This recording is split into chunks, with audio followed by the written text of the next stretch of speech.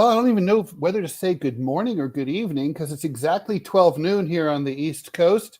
It is Friday, March 7th, 2025. And this is the DMZ America Podcast coming to you from the left. I'm editorial cartoonist Ted Rall. And coming to you from the right, I'm editorial cartoonist Scott Stantis.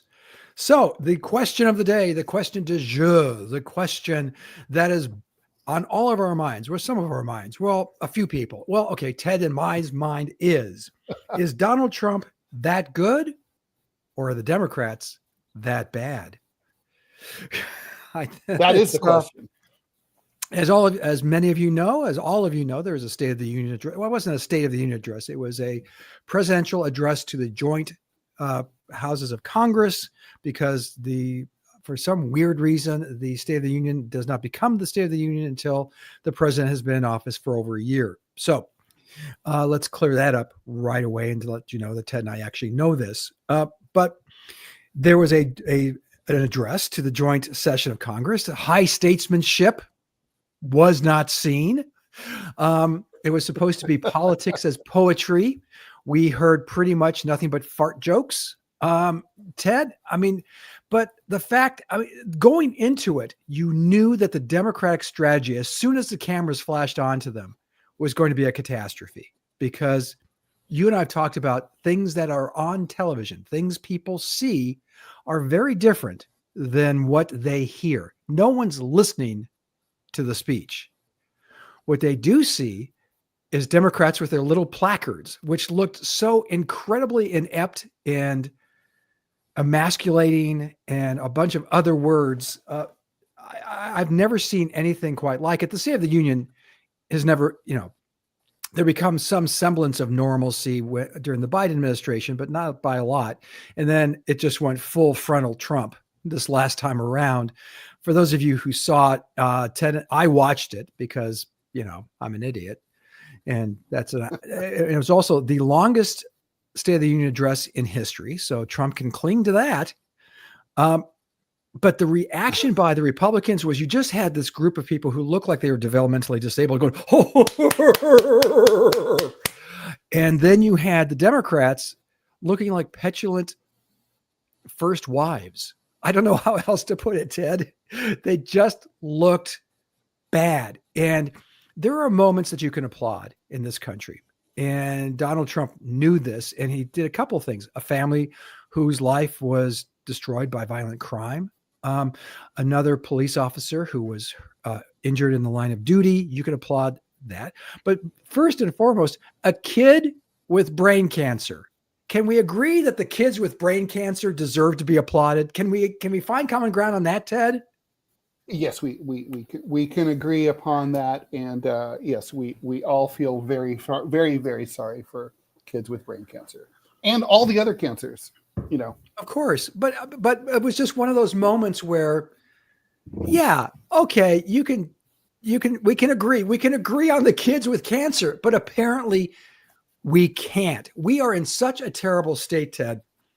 Both sides, and I know people say, oh, it's not both sides. Yeah, it is. It really and truly is. And the Democrats prove themselves to be just as inept and just as childish or childlike.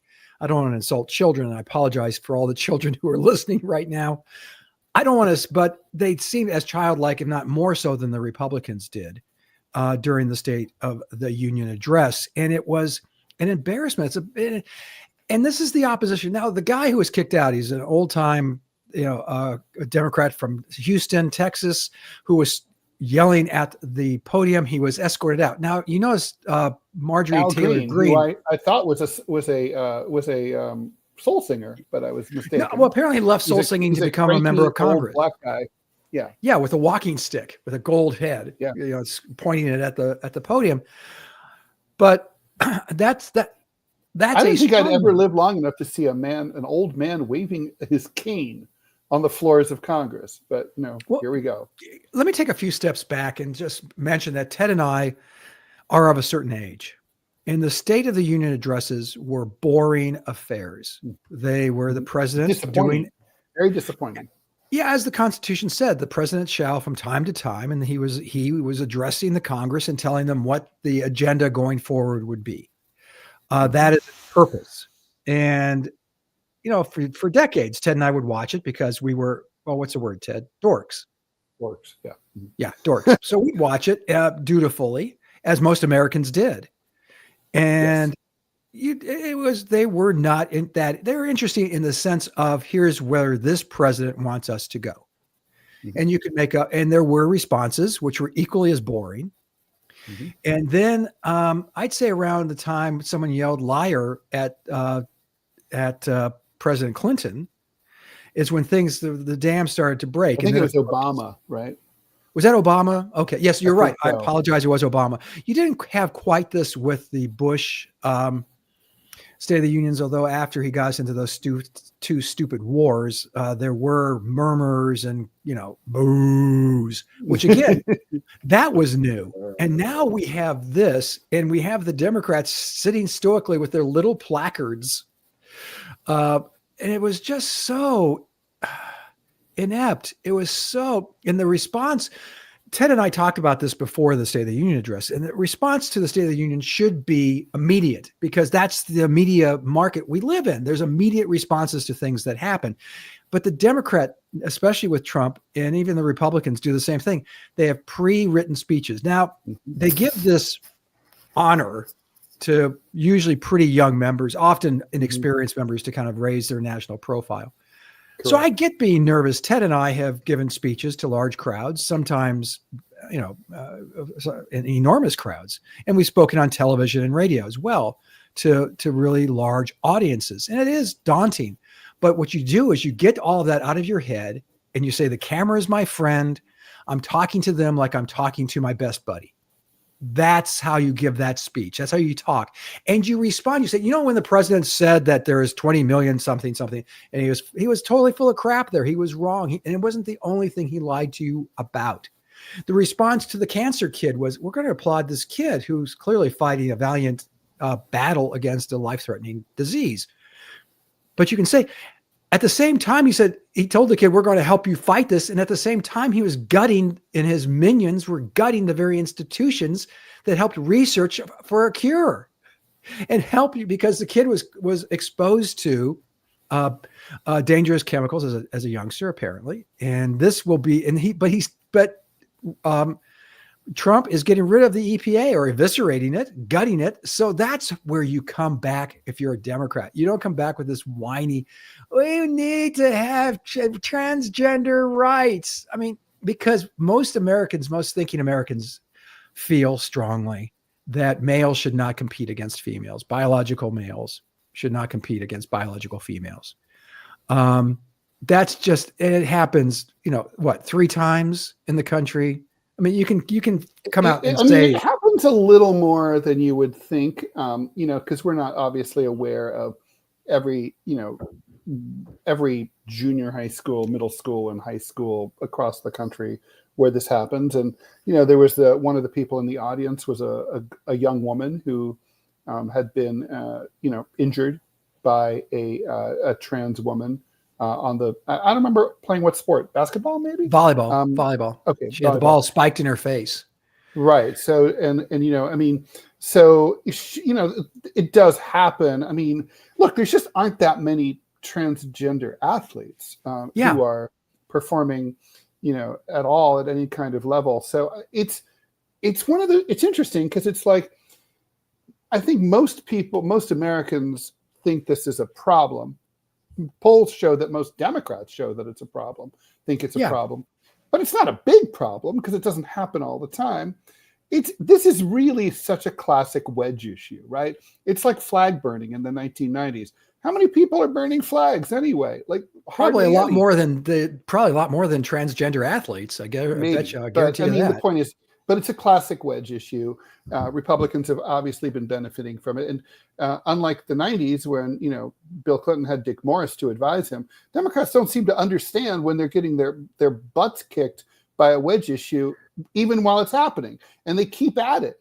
But I mean, I wanted to sort of get into, look, I agree with everything you said, Scott. I mean, the Democrats looked ridiculous. And, we can commiserate, we can empathize with their plight.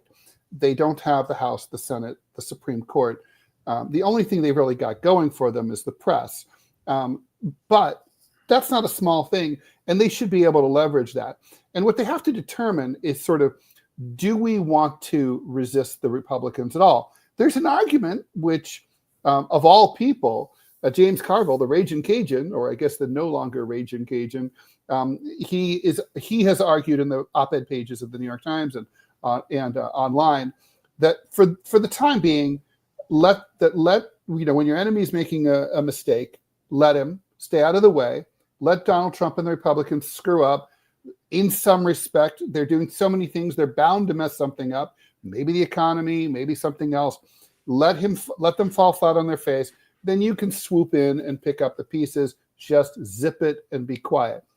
That is an argument. That is a strategy. It's a Or you can say, we're going to be the party of capital R resistance.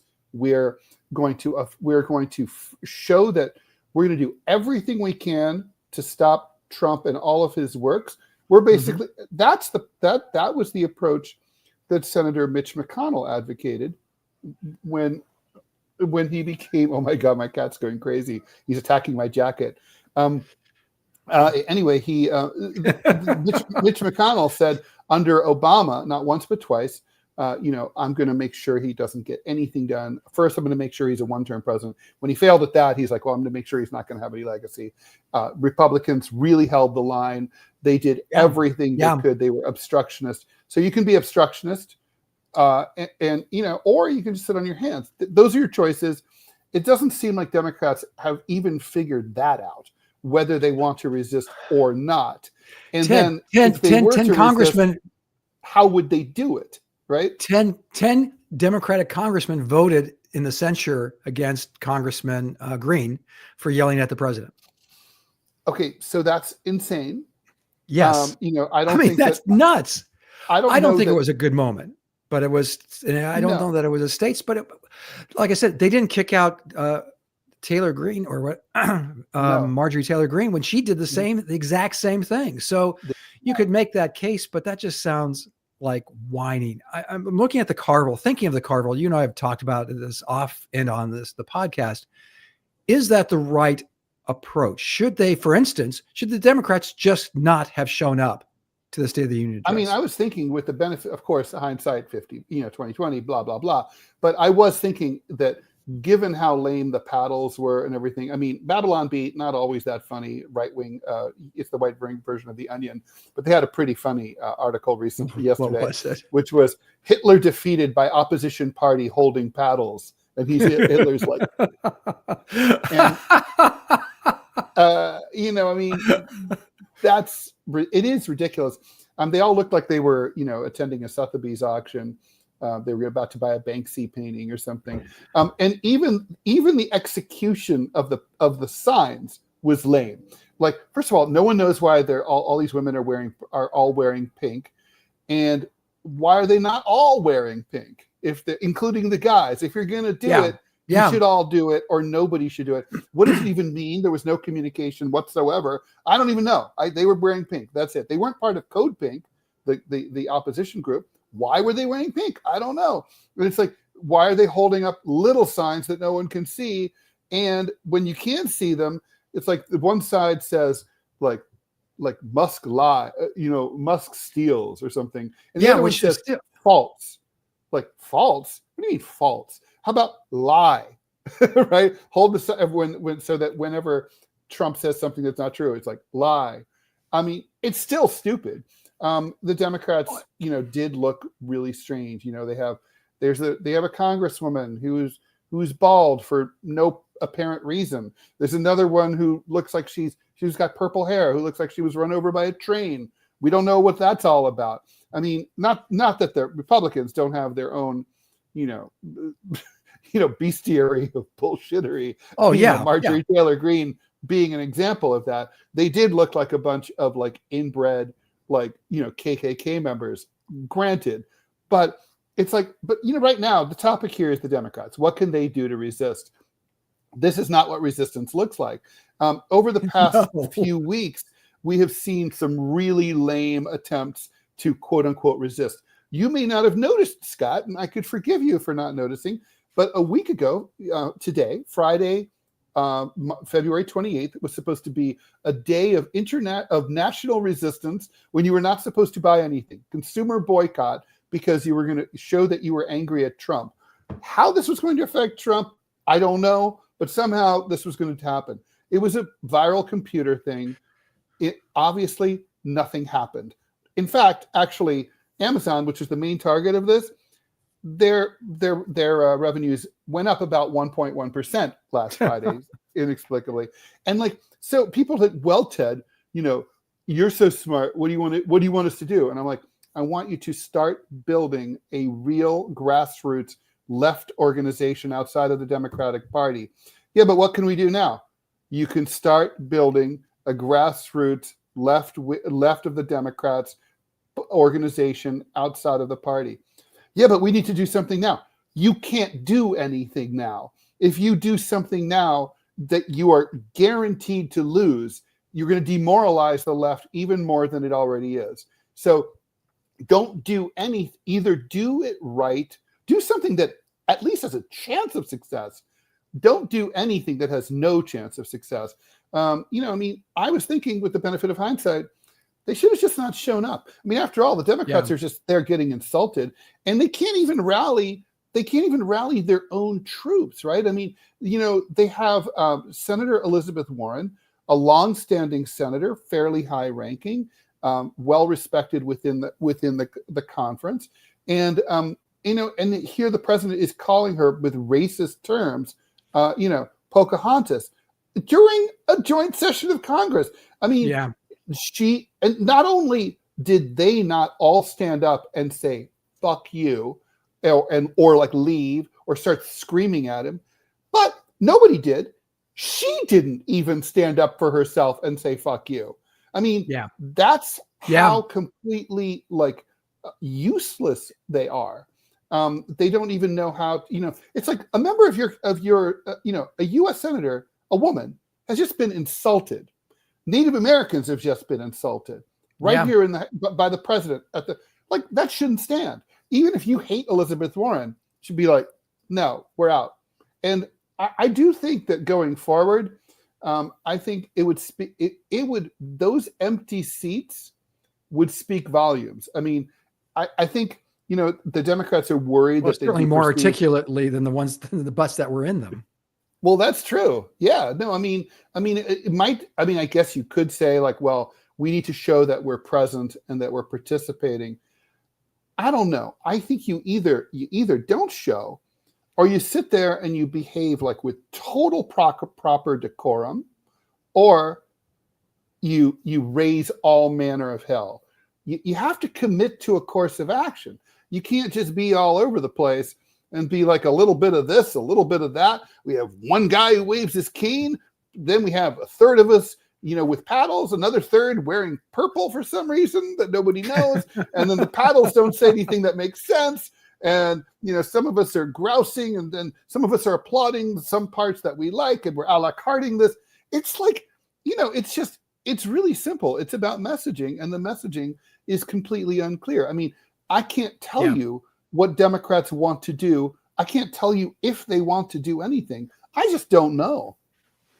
Yeah, I think going back to the Pocahontas thing, which was stunning, and the fact that nobody stood up for her, it would be like,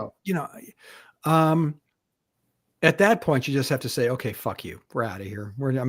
It became, and you knew, you had a sense, because there is a track record here. He has been president before. So we know that he was going to turn this into a rally, which he did. Mm-hmm, mm-hmm. He went off script several times. He meandered. It was a lot of focus on immigration. He clearly thinks that's and it is, frankly, the issue that's winning, not just here in the United States, but across the globe and Western countries. But the Democrats had to know that something like this was coming, and they always seem surprised. Yeah. And it's like nothing this guy does. This guy is all about surprising you and throwing you off your game. Mm-hmm. And the trick, it seems to me, the Democrats need to show. And I know, listen, Ted, we get a lot of bullshit. Why is Scott talking about what the Democrats should do? He's a Republican. Blah, blah, blah. Because I love politics, and I love good politics. And I love well-crafted politics and effective politics. And the Democrats are doing none of those. And also because you don't like Donald Trump, and I think you would like to see I don't like Donald Trump. I don't like him. a lot of what he's doing. I think that his financial agenda is going to be catastrophic for the American people. He thought so. Someone finally spoke to him and got through that orange hair of his and convinced him of the same thing about the tariffs, that the tariffs were a terrible idea. And the mass firings. Well, that's still going to go through. I mean, that appears to be winding down a bit. It's winding down a bit, but you've got an employment report that just came out this morning, 150,000 new jobs. But you balance that against all the cuts that Musk has made. It's going to be, a big negative number. And I think Trump and his people say this is going to be bad. I mean, every economist in the world says this is going to be bad. Trump has been talking about tariffs since the 80s. He's one of these guys who gets convinced of an idea that's so good that it hasn't been tried. Well, dude, it was tried. Look at the 19th century, all of it in the United States. That we tried it a lot, and it was a train wreck. It did not work. So, you can read a book, but that's asking an awful lot of the of this White House. But where are the Democrats? So saying all of that, I say the Democrats because I believe in a strong opposition. I think in vigorous opposition. That's how things get done. That's how things get decided and settled on. And we're not anywhere near that because, as Ted pointed out, I can't tell you right now what the Democrats stand for other than they oppose Donald Trump. Past that, I got nothing. I can't. And so Ted's coming out with a book soon, which all of you should buy, which effectively establishes a platform for the left. And that's what they need. How did the Republicans win under Newt Gingrich? The contract with America. They took the House with it because Americans knew what they were voting for.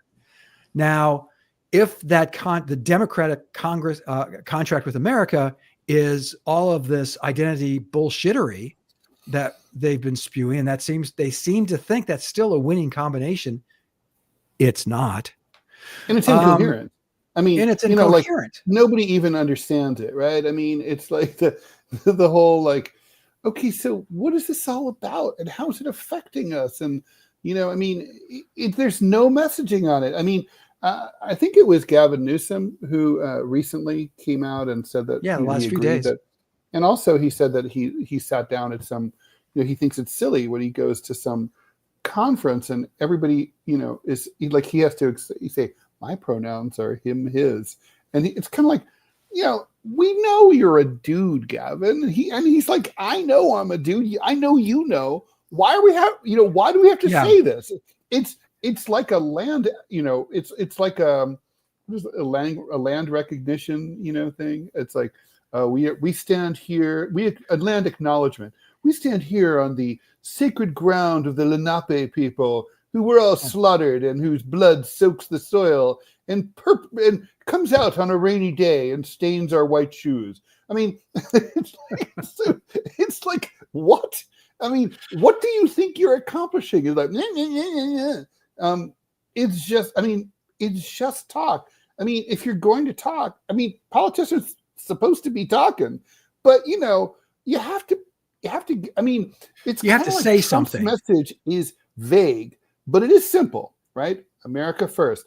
Now that could mean anything, but okay, I get it. We know what it means. It means like, oh, if there's a argument between us and Vanuatu, where Americans get priority. Okay. I mean, you can disagree with that, but the point is it's like understandable. I don't know what the Democratic Party stands for right now. I don't know what they want. I don't know if God suddenly snapped his big meaty fingers up in heaven and said, and gave Democrats 100 senators and 454 congressmen and 9 Supreme Court seats and an incredibly audacious young activist president. I don't know what they would do with that. Do you? Not a clue.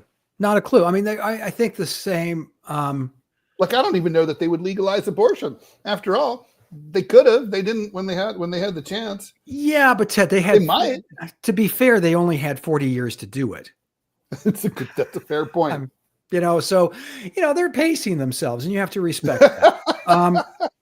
It's absurd. What's the rush? Right. Yeah. I mean, seriously, really, what could possibly happen? Roe v. Wade's going to last forever, right? Yeah. Right. I mean, the courts, it's settled law. Yes, that's settled law. Oh my God, so funny. And so I couldn't agree with you more, Ted, that if you think about if you handed that kind of majority to the Democrats, what would they do with it? They'd fiddle with Obamacare. They'd fiddle with Medicaid. They'd fiddle with Medicare. And that's about it. I mean, you can't on a national. They are the war party, by the way. I mean, that's what's stunning how this turned around. I mean, they've got to be looking around going, what the hell just happened? Because Donald Trump, and there are many things I dislike about him, and I've enumerated them several times. But the one thing I truly respect is it's almost an absolutist view that war is stupid. And I could not agree with him more. There are very rare instances in our history as a species where war was the smart thing to do. World War II, I think I put in that category at the last, 150 years or so. Whether or not that's, I think that's true. But all of a sudden the Republicans are the anti-war party. I mean, when the hell did that happen? I mean, I love it. It's great, and I think it's right, by the way. Wars are dumb. Wars. Yeah. Well, I mean, it is very strange to see. I mean, look, I'm trying to put myself in the minds of liberal Democrats, right? And, who support Ukraine. But right now, I mean, let's look at them one at a time, right? Most recent news is that Trump is reaching out to the Ayatollah in Iran, and he says, I want to sit down with you and hash out and bring in, start moving toward normalized relations and strike get a new nuclear deal going so you guys don't develop a bomb. He's been very clear that he wants good relations with Iran. He just doesn't want them to have a nuclear weapon. I mean, that Iran does have that commitment under treaty obligations. So that would be a good place to land. Democrats have had 12 years in recent years to do something like that. They've made no effort whatsoever to do that. I mean, there was a brief nuclear agreement, but it was very lame. And the big pile of money. But honestly, I mean, Trump, I'm sure, would be willing to go to Tehran and meet with them. That's huge. I'm positive of that. And that's good. Yes, I that's agree. how it should be. I mean, we know what the situation is with Ukraine. Look, you could support Ukraine as a sovereign nation that was invaded by another nation state, and certainly say that, that national sovereignty and borders are the absolute foundation of the nation state system established by Metternich in the 19th century, right? So therefore, no one should invade anyone. The problem is, of course, the United States is in no position to say that to anybody. But the point is that, okay, fair enough.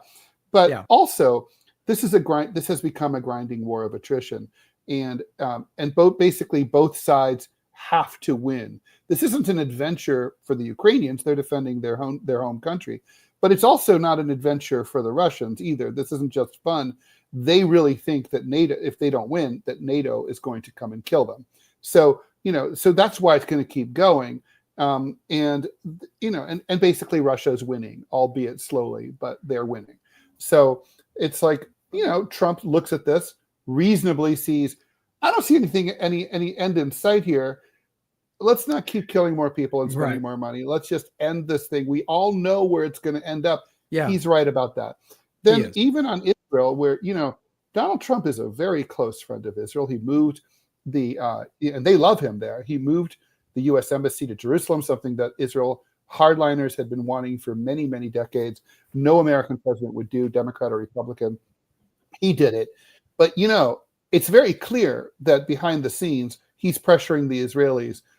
You can't keep, bombing the Gazans. You're going to have to redevelop it. Okay, I floated my ethnic cleansing idea. Nobody likes it. Fine, the Gazans are staying there. He's not going to sign off on more bloodshed there. He wants, he wants something to move permanent. He's lusting for that Nobel Peace Prize that Obama got. He is. He wants one for his own. And I'm like, if that's motivating him to make peace in the Middle East, to do Camp David 2.0, fantastic. That's great. So on foreign policy,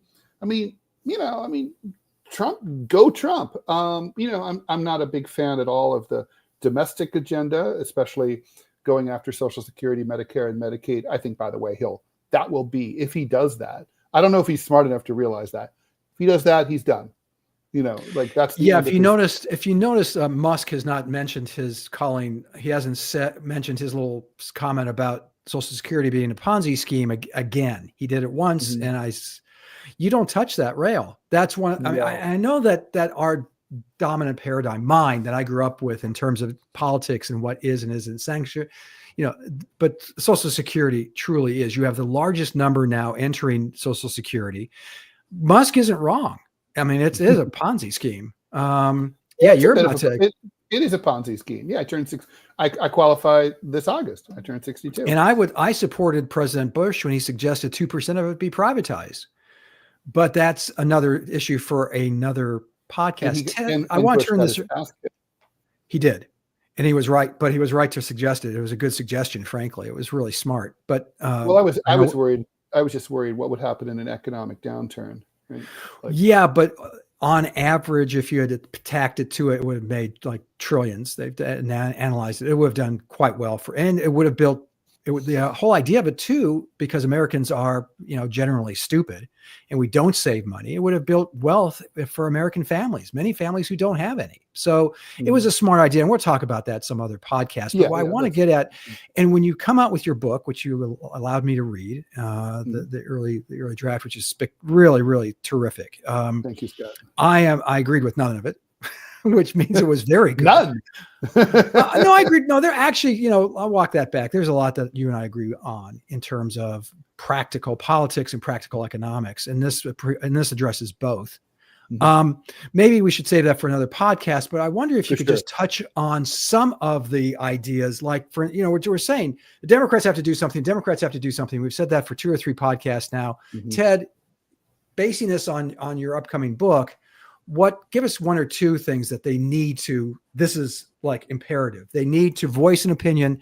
This is what contract with America kind of a stance. Yeah, no, and I agree that it's just 2 or 3 things, because look at Bernie Sanders. He's the most effective liberal voice the party has seen in 2 decades. And, he had 3 ideas, and we all know what they are. They were minimum wage, student loan forgiveness, Medicare for all.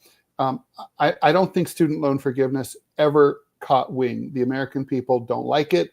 They feel like if you borrowed money to go to school, you took out a loan, you should pay it back. And if you can afford to go to college, then you're gonna make more money and you can pay it back. I can argue with it.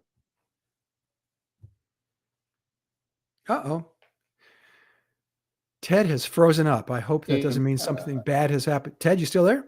I'm still here. You froze up. Sorry. I think college should be free, but that's a different thing. But I'm going to take 2 of those.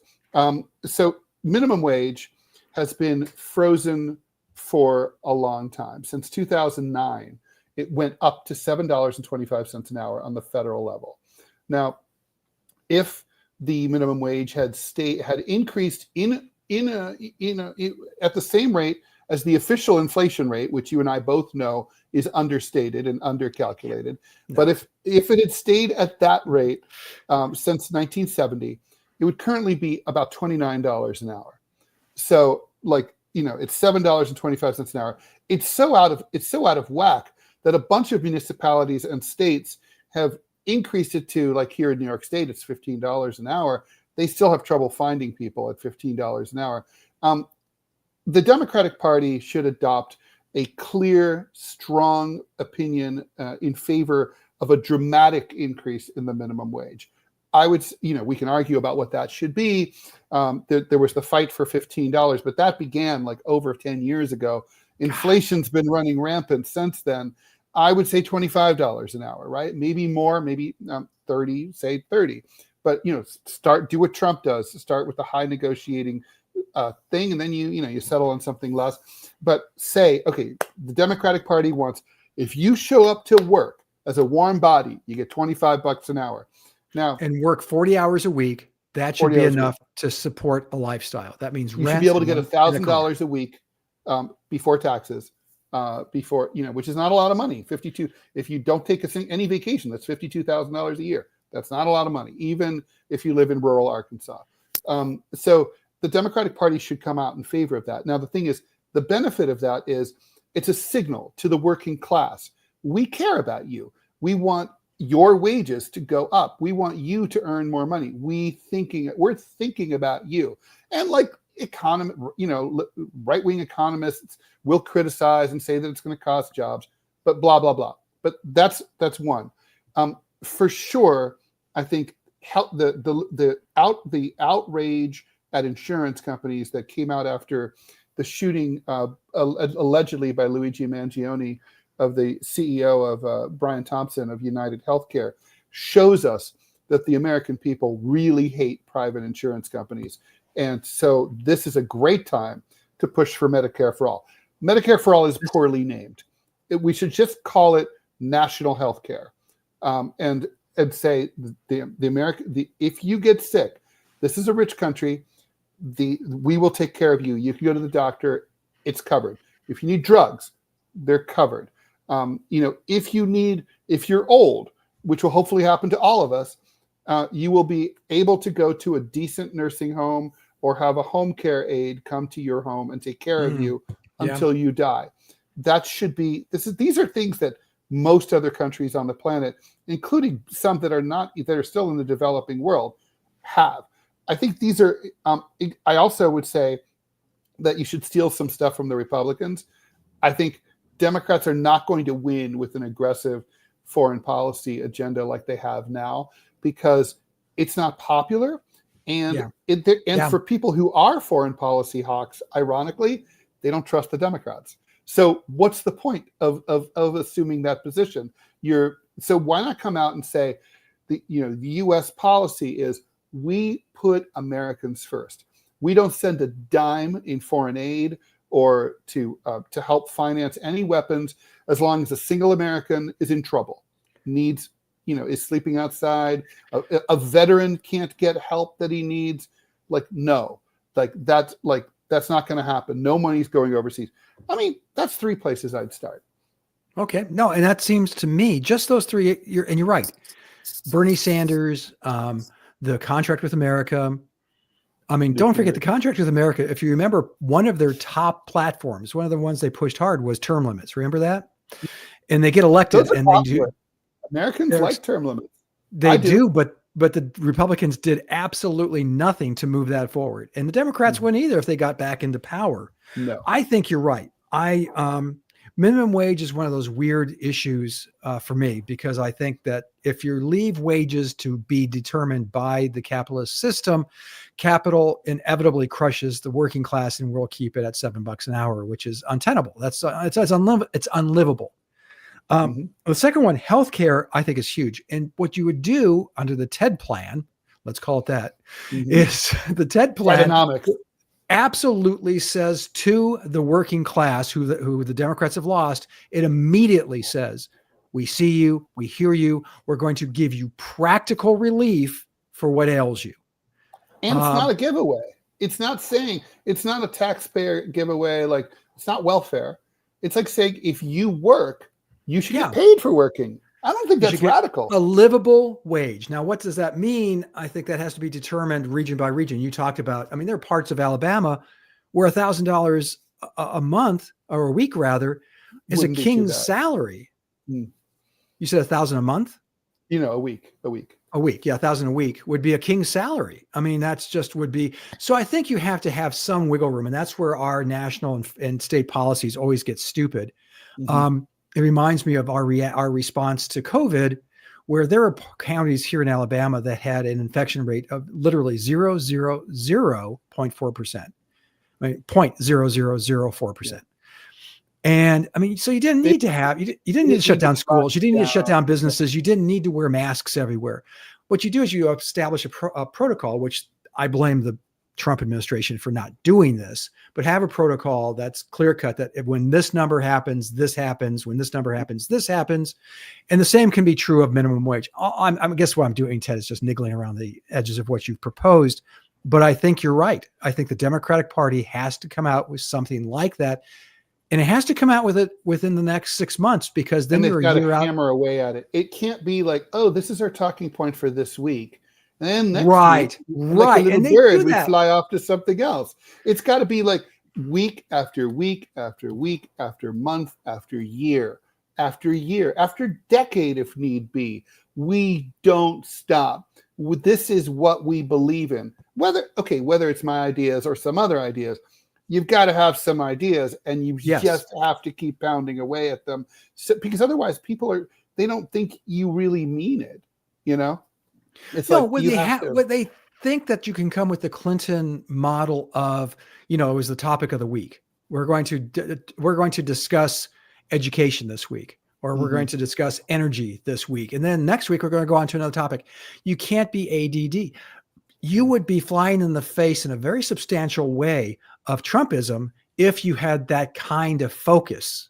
And that is the answer to the Democratic conundrum, which is you get out of, you get out of a free fall in an airplane by the pilot saying, okay, we're going to trim the wing. We're going to trim the, we're going to pull up the flaps or drop the flaps, depending on what your course of action is. We're going to go into a steep dive now to hopefully try to kickstart the engine. And then when that stops, we're going to level off in a slow, but you have someone in charge saying, here's how you get out of the dive, versus, well, we could give them more peanuts in the economy class.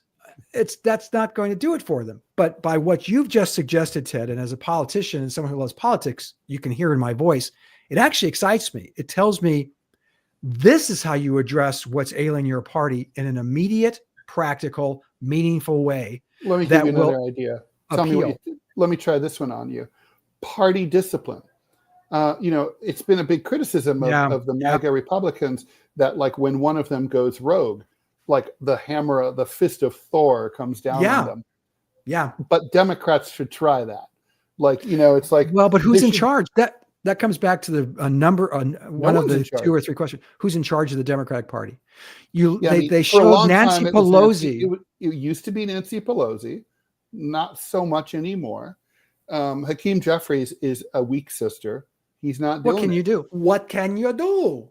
Yeah, like Hakeem Jeffrey, literally, he's okay. And while we're at it, if you're going to obstruct, then own obstructionism. Like, own it. Be like, so we have a budget battle coming up, right? Yeah. I mean, the Republicans can't pass their budget without Democratic help.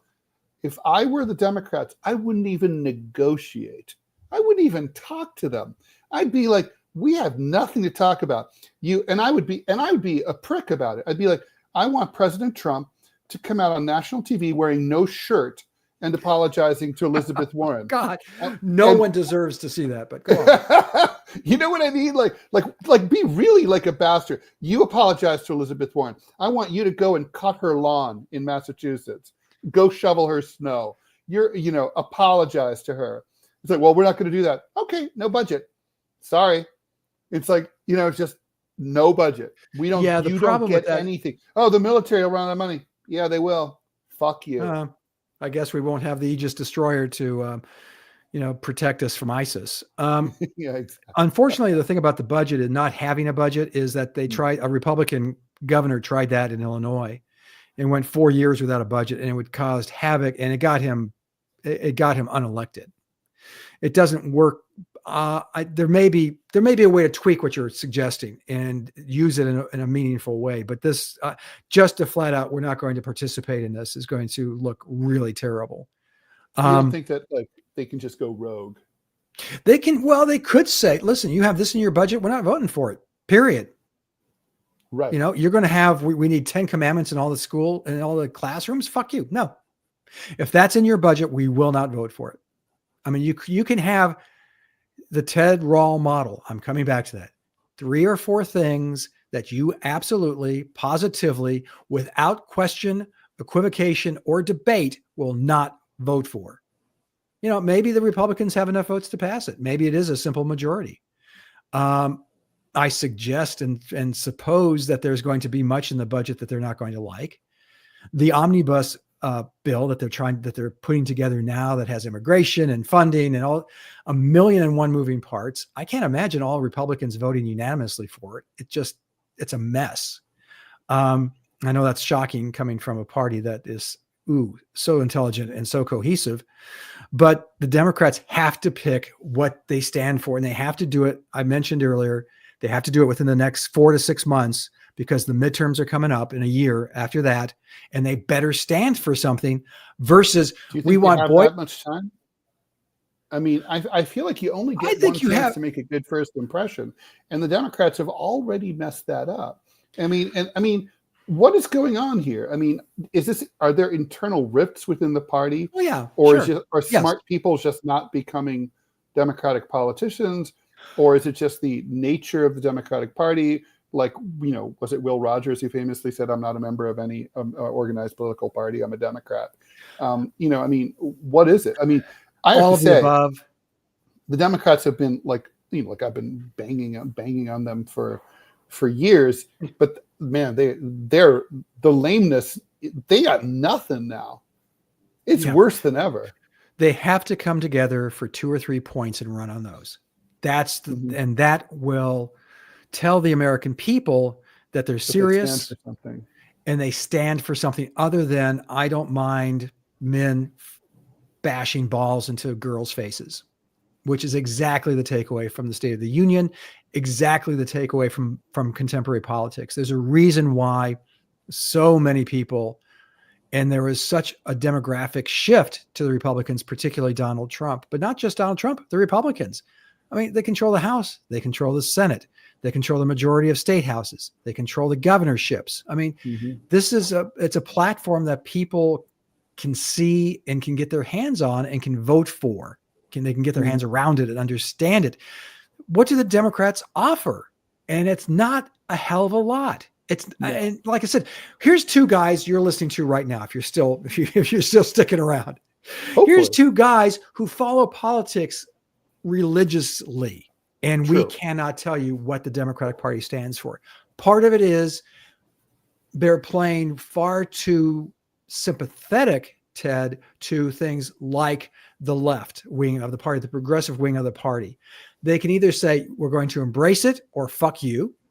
But you can't have it like, oh, we're going to, you have a place at the table, when progressives now are in a position to say, no, we won't. Fuck you. We don't now. Why would we have it? Why would we have it in 6 months? We don't trust you. What elicits trust is when you say, we're going to do this. We have the legislation drawn up. And from day one, when we all get sworn in and the majority of the House and the Senate swings to the Democrats, we're going to pass this. Do not, Democrats, I can't stress this enough. And Ted, you're going to start making your head go up and down like a bobblehead when I say this. Do not run on impeaching Donald Trump. That will not work, because the people who hate Donald Trump already voted for you. You already did that. You did it twice. Do it. You screwed up. But hating Donald Trump also because Donald Trump and the Republican Party have embraced principles that the working class, the underemployed steelworker in Central Ohio can embrace. And you're telling them that we're going to impeach that idea. It's so stupid. And it's not statesmanlike, Ted. It's not what you and I would describe as being a governing party. There's a place for impeachment. And yes, and there will be. I think the crypto thing is, let's start there. I mean, the grifting, the emoluments. Yes. Although I think, they blew their chance, and it's kind of like, I don't know. I agree. I would not impeach Donald Trump if I won the House and Senate if I was the Democrats, just because I could make his life a living hell. And that would be a lot more fun than kicking him out. I would make my 6 votes in my 6 Democratic votes that are needed to overcome that 60 vote supermajority needed to override the veto. I think you would need that to. I'd make those 6 votes very expensive if I were the Democrats. Why not? The Republicans made those votes very expensive when the Democrats needed them, right? I'm trying to recall some of the capitulation that the Democrats in power gave, some of the goodies they gave to the Republican Party, and they were substantial.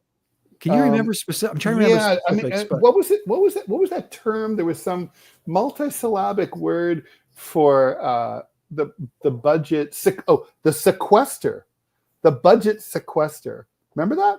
Where it's like, like we're going. We demand an across the board budget cut, except from defense, on everything but defense. I forget what percentage it was. Let's say it was 5% or 3%, whatever. But you have to do it. Period. And otherwise, we don't increase the debt limit. And that was massive. One example. It was a big deal. And Democrats really didn't want to do it. They didn't like it. Well, I don't blame them. But they did it because they wanted to get their budget passed. Yeah. Ted, I think I really do think we've hit on, and it's boring. I promised you at the top of this podcast that it would be boring. We were boring. I don't think it's boring. It might be boring to talk about, but the fact is that, okay, so quickly before we wrap up, I know, try not to laugh, Scott.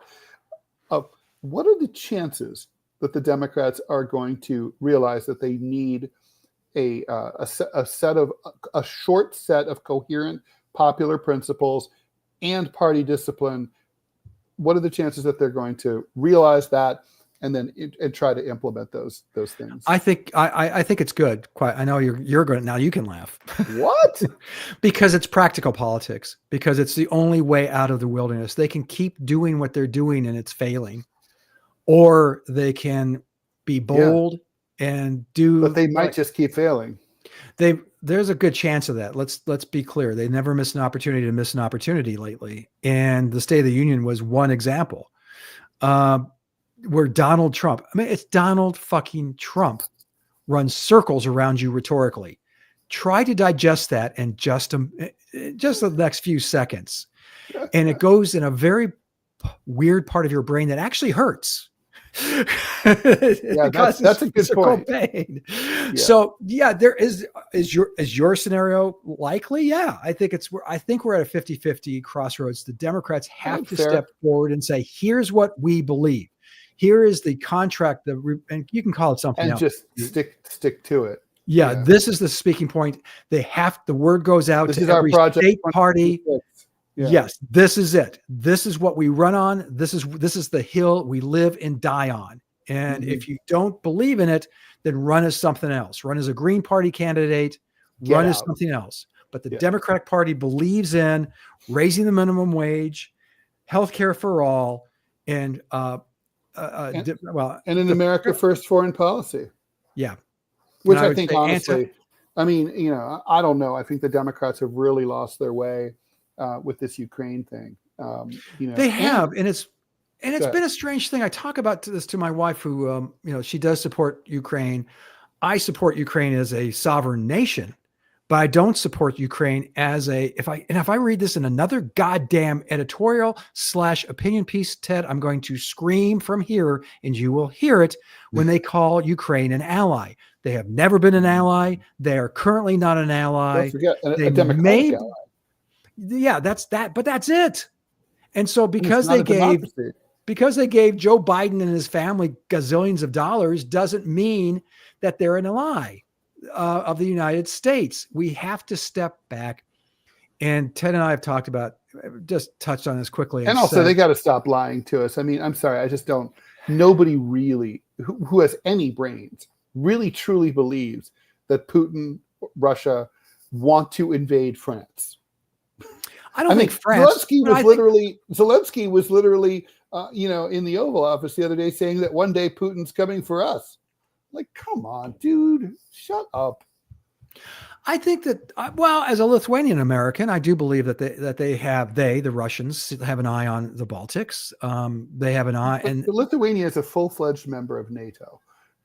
Under Article 5, they're completely protected. So they don't have anything. And Putin's. There's no indication that Putin's stupid, right? Like that has not ever been alleged. So, no. But I would Why would he argue attack that Lithuania and risk World War III? because he sees America dancing away from NATO as quickly as it possibly can. Not a bad idea. NATO by the shouldn't way. even exist anymore. Well, it did To me, seem it's like a complete weird. Guns of August kind of scenario now. Yeah, when the walls came to, yeah, it really is, isn't it? It's just like, God, I'm just waiting for a Grand Duke to get shot. And here comes World War III. I know. I mean, really, truly, what is the purpose of NATO? It's like it's an Well, it was a Cold War construct, and it should have gone away with the Cold War. It could have been phased out. You know me, I'm incrementalism guy. Trump, but I what think Trump and Putin are trying to do effectively is undo the sort of the opportunity. How should I put that? They're restoring the opportunity that the world missed in 1991 when we were told that there was going to be a peace dividend. This is a second shot at the peace dividend. Let's get along. Russia and the U.S. We can do business together. We can be friends, like we were before. Yeah. We could do it again. And I think, and I thought, and we've talked about this before in the podcast, of inviting Putin to join NATO and use it as a bulwark against China. He wanted to. And use it as a bulwark against Chinese expansionism and economics, to use the EU in the same way. But no, nobody can see that that's we've got to cling to these old ideas, and we're learning new stuff all the time. And, guys like me who grew up in and worked in politics for decades, all of that shit I learned then is worthless. It has been flushed down the crapper. It's gone, never to return. I can stare down the toilet all I want, but it won't come back. So let's look at the reality that's on the ground. Let's end the war in Ukraine. Israel, Ted and I disagree. That's a different podcast on a resolution for that. We should do that soon. Yeah, because we disagree, but which is good, because that's how we come to a compromise and come to a solution going forward. But Ted, I can't stress this enough. The Ted Rall approach to what the Democrats should do going forward is absolutely the right approach. And if they don't do it, they're doomed. The people who say they will cease to exist, that's bullshit. You and I both know that doesn't happen. It's happened once with the Federalists, with the Whigs. Yeah. But that's only because can't happen now. If that happens, it just means the whole system is gone. But yeah. Well, that'd be okay with me, frankly. I think the political system. As you know my feelings on this point. All right, Scott. So I'm gonna take us out. And thanks. Good talk. Thanks, everyone. It was good talk. Good joy. Everyone have a great weekend. And thanks for listening. Be safe out there. Bye. So see us at gocomics.com, Ted and I, and see us at centerclip.com. Goodbye, everybody. We love you.